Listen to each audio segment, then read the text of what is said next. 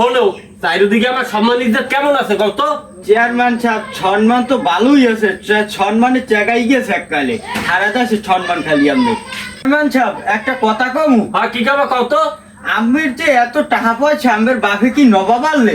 আরে মামা এই কথা আমার সামনে বই কইছো কে সামনে কই না হলে মানিকদের থাকবে না, এত সম্মান এত ইজ্জত আমার গেলে কই? আমার বাপে আনলে ওই যে নবাবের বাবর বাবু এই যে নবাব সমেত খা আমার যে সম্মান হ্যাঁ। ইজ্জত হ্যাঁ। না দেবে হ্যাঁ। হেরে বাড়িতে ধরিয়ে নিয়া হ্যাঁ।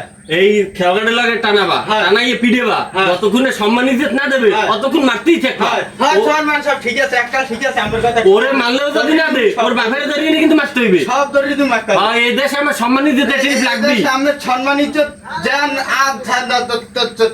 যে নাই হ্যাঁ বাড়াই দিব, যে আছে হ্যাঁ আর দেখবা দুই সিট দোকানে সম্মান ইজ্জত কিনতে পাওয়া যায়, হ্যাঁ আইনে বুঝতে পারবা। বুঝতে পারবো কোনো সমস্যা নাই। চেয়ারম্যান সাহেব আমি আমার লই কোনো টেনশনই করবেন না, আমি আমার কাছে সেক্রেটারি রিপোর্টটা দেবেন, সহ সেক্রেটারি। আচ্ছা ঠিক আছে, আমি চেয়ারম্যান হইলে হ্যাঁ। সহ সেক্রেটারি রিপোর্টটা দিব। আর ওই উত্তরপুরে বটগাছটা না হ্যাঁ। ওইটা 3 টনের একটা সিলে গাই দিবা, এটা বাইরে ডল দিয়ে দাও। এটা আজকে দিনের মধ্যে আমি মাইকিং করে সবাই কই দিব যে উত্তমপুর বাজারে একটা এসি লাগাই দিব। না বটগাছ